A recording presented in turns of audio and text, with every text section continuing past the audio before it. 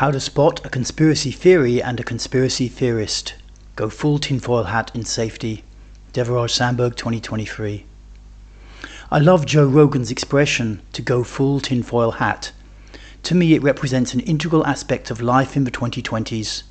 We are so surrounded by alternative explanations for all manner of phenomena, physical or political, that we can leap down as many narrative rabbit holes as we wish. Personally, I think it is good to be able to go full tinfoil hat. I see it as analogous to dropping acid back in the day. The experience might be weird or crazy, it might disturb us, but when we come back, if we come back, something has expanded within us. Around the time of Bill Clinton's troubles for indiscretions in the White House, commentators started saying things like, yeah, okay, but who wants a president that never smoked a joint, never took advantage of his power even for a moment? I think this is valid. Who does want some squeaky clean boss who's never walked on the wild side for even a few hours?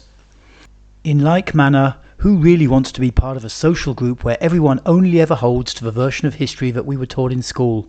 Not me, it's just not cool to be so rigid. Conspiracy theories, like drugs in days gone by, give us an opportunity to jump down the rabbit hole, just as Alice did in the opening to Lewis Carroll's famous book. Alice started to her feet, for it flashed across her mind that she had never before seen a rabbit with either a waistcoat pocket or a watch to take out of it. And burning with curiosity, she ran across the field after it, and fortunately was just in time to see it pop down a large rabbit hole under the hedge. In another moment, down went Alice after it, never once considering how in the world she was to get out again. When and if we get out again, the world is different. We have expanded.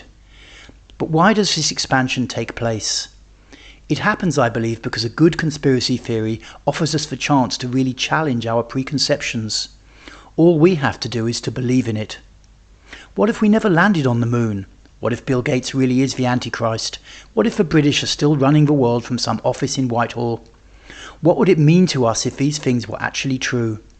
What it would mean, I submit, is that the version of history that we have been taught has errors.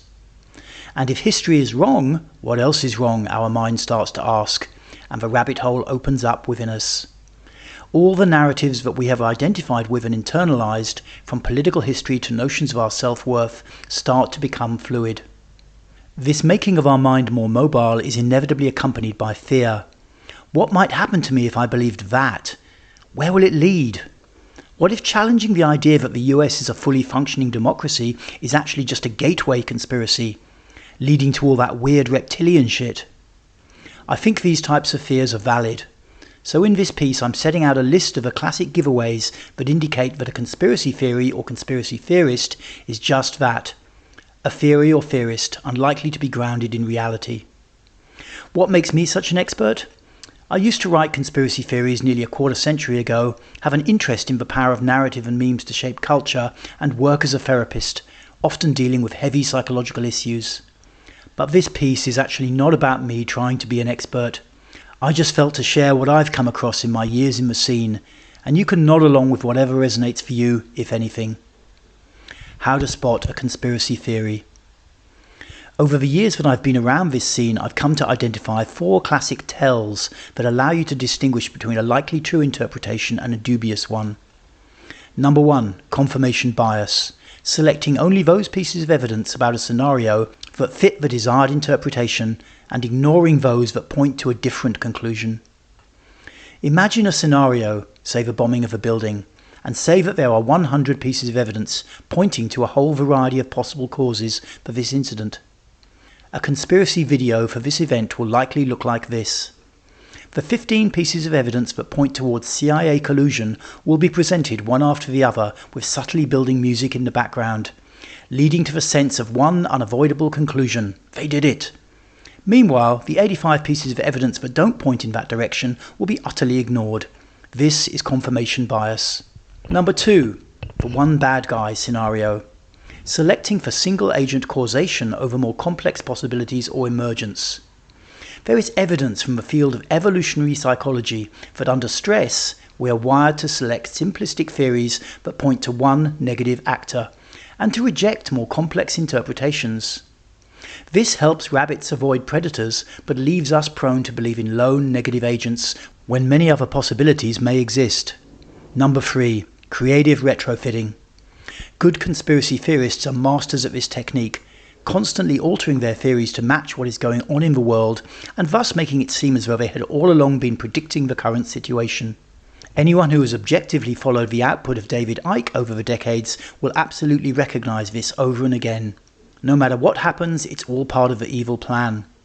Number 4. Extreme joint enterprise. The theory requires the collusion of so many people that it becomes unwieldy, and one cannot realistically imagine anyone being able to organize it. Some of the theories that emerged in the wake of 9/11, for example, required the collusion of pretty much the whole of the US government. It's hard to imagine any potential conspirator trying to action and keep secret a plan that requires so many people to know about it. How to spot a conspiracy theorist. Here are 3 sure signs that the theory is fulfilling a psychological need as opposed to being a genuine attempt at an objective statement of reality. Number 1. Suppression of feeling. The conspiracy theorist experiences a psychological need to both believe the theory themselves and to convince others that it's true. But why would they need such a thing? Because the theory acts as a psychological bulwark to the re-experiencing of painful childhood feelings around surrendering to authority. For some people, current events, such as being told to wear a mask or take a vaccine, presses a button deep within them. Being pushed to surrender to the will of authority, or the masses, evokes a powerful response. The area of their unconscious mind where they did not as kids trust the authority figures around them becomes strongly activated. But rather than simply say that they do not trust, which will open the inner wound up more deeply, the person prefers to find a way to frame the situation that justifies their non-compliance. Enter the conspiracy theory. And if they can keep the theory strong, they don't have to feel the deeply personal wounding they've been carrying around. This is why conspiracy theorists frequently spend hours daily researching their pet theory, reading more and more internet material about it, and rarely exposing themselves to alternative explanations for what's going on. These hours of ritual activity, masked as research, help to keep the dam strong. In addition, we all learned as kids the power of recruitment to keep our own inner insecurities at bay. I remember being jealous of a tall, popular kid in my year at school. I recall the temptation of spreading negative stories about him, and trying to spot those whom I might recruit to my negativity. As long as I could keep myself and enough others in that narrative, I didn't have to deal with my own insecurities about my height and my popularity. The same principle applies here. Each person that can be recruited to upholding the conspiracy narrative strengthens its power to hold our personal insecurities at bay. Thus, the conspiracy theorist will usually subtly feel out those whom he or she meets, gently testing the water to see if a theory could possibly find a new home there. If they believe you might be amenable, you will soon find a string of videos and Substack articles being forwarded to you. I must mention that, in addition to people triggered by current events, there are also people who are simply opening up on a psychological level and who begin to uncover this submerged wound around authority, compliance, and surrender. They may suddenly find themselves attracted to conspiracy theories and start spending hours daily on the net without any external trigger. Number 2. Escape into naivety. There is often an incredible naivety to conspiracy theorists that may at first seem endearing.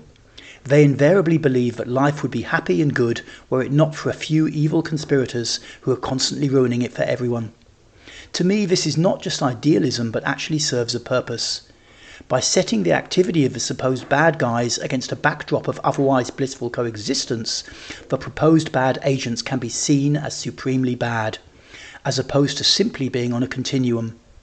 I think that it is fair to say that humanity has required huge adaptive pressure to develop to the point that it has. Not long ago we were apes. Then we were living in tribes, fighting neighbouring tribes on a near daily basis. Now we live in cities surrounded by useful tech. Our lives are incredibly different from how they were just 100 generations ago. This development happened because of the way that successive human empires swept across the world, disseminating knowledge in the wake of brutal conquest. The Greeks, the Romans, the Persians, the Mongols, the Arabs, the British, and many more. Each exploited the power and knowledge differential that they possessed at the time with respect to their neighbours. They invaded, conquered, enslaved, and performed acts of horrific barbarity. But this bloody murderous process also allowed the widespread dissemination of knowledge, culture and power to each corner of the globe. Without this monstrous, brutal process, no development would have occurred. Without tangible daily pressure, we would never have made it from apes to increasingly human beings. Allowed to simply go our own way, how many of us would do anything other than laze around, snack, and try to make it seem like we have status? What I'm trying to say is that human development is inevitably accompanied by huge ongoing challenge. We will find ourselves constantly pushed and prodded and our buttons pressed. To me it is unrealistic and mostly undesirable to seek otherwise. The notion that we will be just fine without this colossal ongoing adaptive pressure is, I submit, little more than a child's fantasy. Number 3, topicality. Finally, one clear sign that the theory is serving more of a personal psychological function rather than being a representation of a likely scenario out in the world relates to its topicality. Is the social pressure that gave rise to it still strong? During the COVID-19 pandemic, the need to believe in alternative explanations was seen to be at its peak during the very times that government and societal pressure to conform was at its strongest. Once the pressure died off, the need for the theory reduced. When US servicemen returned from Vietnam, it was noticed that, once they were no longer being subjected to insane levels of daily stress, the majority no longer needed the opiates to which they had become addicted whilst on their tour. In like manner, as the government dials down pressure to conform, so the numbers of hours being logged on YouTube or 4chan conspiracy sites will similarly reduce. Final points. If you are currently drawn to a conspiracy theory and you want to check if it's likely to be true or not, feel free to objectively assess the theory you are drawn to using the above criteria. However, please be aware that, as humans, we actually sit on phenomenal amounts of repressed energy and emotionality. These theories act as holding structures to keep energy mobilized by current events under control. They do perform a psychological function that you may need, at least for a while. Thus, it may not be possible to just come off conspiracy theories in one go. You may need to step down slowly, perhaps, for example, adopting halfway house scenarios of background collusion between power brokers rather than believing in one bad cabal. One practice that you can try is to begin speaking about your feelings around events that trigger you, as opposed to simply going into black and white judgments. For example, instead of saying 15-minute cities are just wrong and anyone who believes in them is a slave, try saying, I feel triggered by the idea of 15-minute cities, like I'm going to be trapped with no way out. By investigating and owning your reactions in this way, your self-awareness can rise. I also want to make it clear that this piece is actually not an attack on conspiracies or conspiracy theorists. At the end of the day, I think people have a right to believe what they wish, and I'm trying to not be as confrontational as I have been in the past around this issue. This piece is simply my attempt to stimulate self-awareness through sharing what I have seen in the patterns of behaviour of myself and others around this scene. I also wish to make it clear that reacting strongly to a perceived demand to surrender to authority or to the masses is by no means the only unconscious strategy that is mediated in the face of external circumstances. There will also be heaps of people who simply submit to authority, not daring to challenge through fear. As a general rule, you can tell which group you are likely in by remembering how you were with your parents' authority growing up. If you complied physically but resisted mentally, you will be way more likely to get into conspiracy theories at some point. If you complied physically and mentally, you are more likely to just blindly obey. If you resisted both physically and mentally, you will possibly still be fighting your way through life on a daily basis. I actually am quite a fan both of conspiracy theories and of investigating just what is really going on in the world. But in order to do this effectively, I do need a way to discount or marginalise those theories which are not coming from a clear space, given the sheer size of the conspiracy marketplace these days. Hence the principles set out in this piece. If you'd like to see how I really think the world is being run, then see my piece linked here. And finally, I do personally believe that our world is riddled with conspiracies and submerged truths. Thank you for listening.